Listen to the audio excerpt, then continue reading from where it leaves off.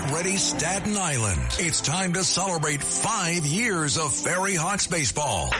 Come out to the ballpark as the Ferry Hawks welcome in the Charleston Dirty Birds May 5th through the 10th. Grab the kids and come on out. We kick it off on Tuesday, May 5th with Cinco de Baseball with $5 tickets and $5 food and beverage specials. And we end the week as we celebrate all moms on Mother's Day. Moms get in free. Visit ferryhawks.com now to lock in your seats.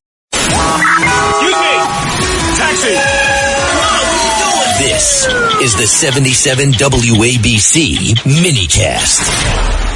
We are back with one of the most interesting political, entertainment, social media, you name it, he does it. He's an amazing guy. Sean Spicer, you hear him right here on WABC on Sunday mornings at 10. His new book, Trump 2.0, the revolution that will permanently transform America.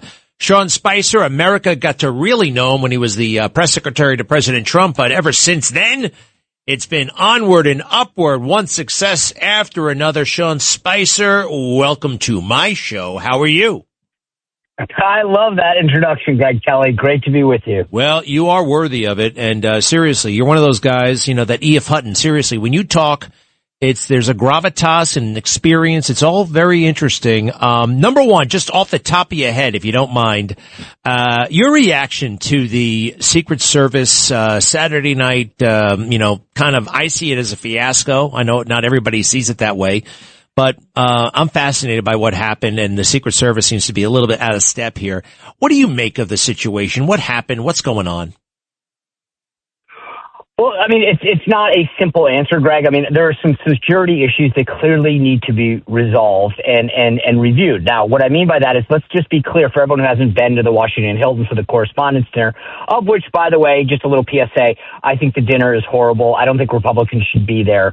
I think we are, as Republicans and conservatives, complicit. If you want to complain about the media and then go to their little dinner where they slap themselves on the back and give each other awards, then you are part of the problem. I just fundamentally, so that's my PSA on the dinner. That being said, when you enter the Washington Hilton, you walk in and then you go down a set of escalators to a landing area. Then there's a series of where they set up the magnetometers. So let's just say that you've gone from the first floor down to the one floor down. Then once you clear all of the security there, you go down another set of stairs to the actual basement, and then there's a ballroom down there.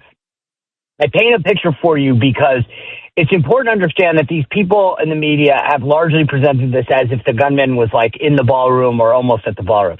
He was a floor up from where the dinner actually was taking place. So in part, the security worked. He was stopped and neutralized before he even got down to that floor. So that being said, it worked. Secondly, it does need revising because the perimeter should have been further back. And I also don't like everybody being in one room. The vice president, the speaker of the House. I mean, God forbid something had happened right there, we would have had President Chuck Grassley. No offense to Chuck Grassley, but I think he's 92. So I think that we need to look at all of that kind of stuff. And then secondly, Greg, and this is where I think the most important piece of the dialogue is not happening, is that this Cole Allen guy, he left a manifesto. Despite what Barack Obama tells you, we do know his motives because he wrote them down. And he's very clear that he was radicalized by the left, by the Democrats who say that Trump is a threat and a pedophile and all of these things. And he acted on it. And we have to. It is incumbent upon us to call out the language of the left that resulted in this.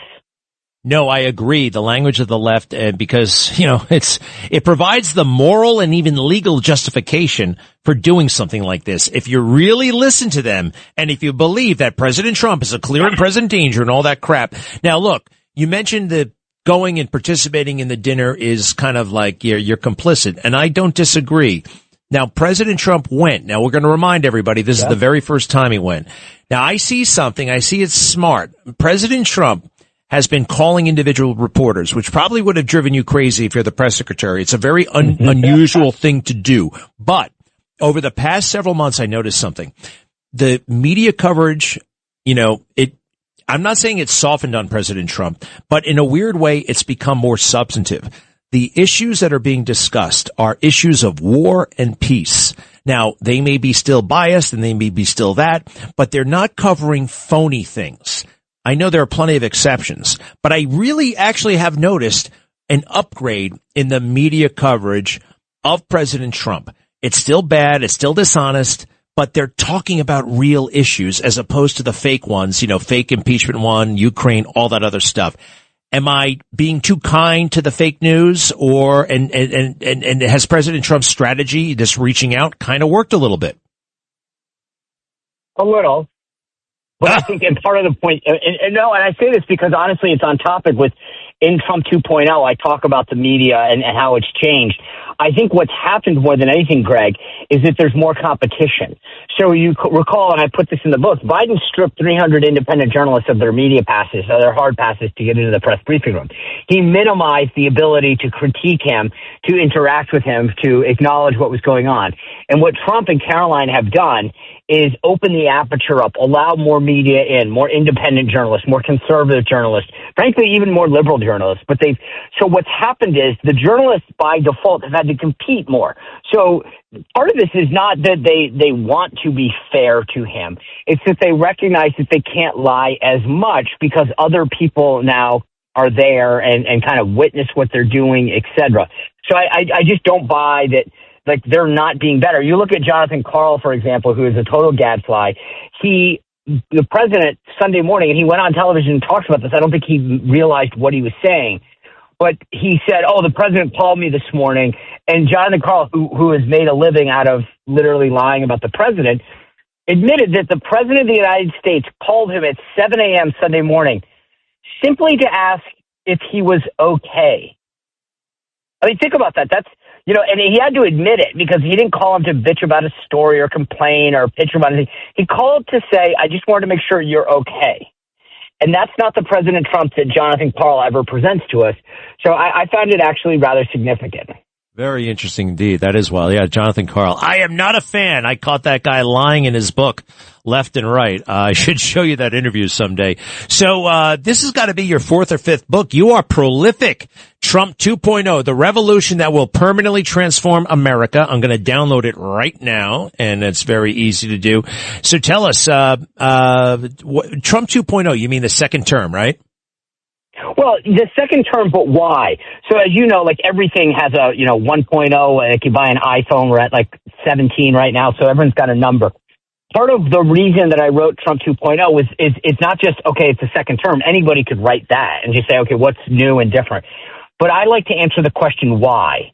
Why is it different? And the argument that I make, and I think the case that I make, and frankly, I talked to the president about this the other day. He wrote the foreword, by the way, to Trump 2.0, because he shares this thought, which is, Greg, the 4 years out of office are what people need to understand made a difference. He didn't just sit around saying, okay, I'll be back in 4 years. They plot and planted the return. They made sure that they had the right people. They had the right processes. They knew exactly what they were doing. So when he came back into office, there was a plan, and he had a group of people surrounding him. I'll give you the perfect example as a Navy guy. When Trump 1.0, in November of 2015, somebody suggested General Jim Mattis to be the defense secretary. Mattis comes up to Bedminster. Trump and him sit down. On December 5th, 2016, we get on a plane. We fly from New York to North Carolina, announce Jim Mattis will be the Secretary of Defense. At that point, Trump had known Mattis for approximately 1 hour. 1 hour. And he was naming him Secretary of Defense. In this term, he's known Pete Hegseth for probably 12, 15 years. He's known Susie Wiles for 11. He's known Caroline Leavitt. She served in his first administration and works on his campaign. Stephen Chung, the comms director, has been with him since 2015. There is a level of familiarity that wasn't there.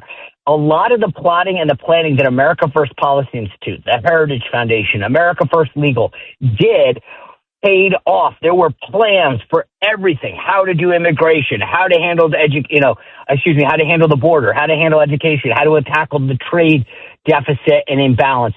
All of these things that we are now just assuming happened for a reason, and the reason is that the 4 years out of office, I take you behind the curtain and walk you through what was happening during those 4 years to make sure that Trump was ready to return. So the people, the processes, the policy initiatives, there was a rationale for all of them, and there was a lot of plotting and planning that went along. Listen to this podcast now on the Red Apple Podcast Network.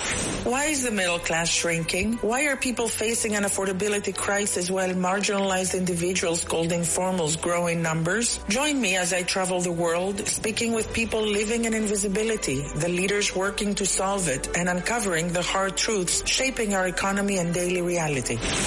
Download all of Red Apple Media's podcasts right now through your favorite podcast platform.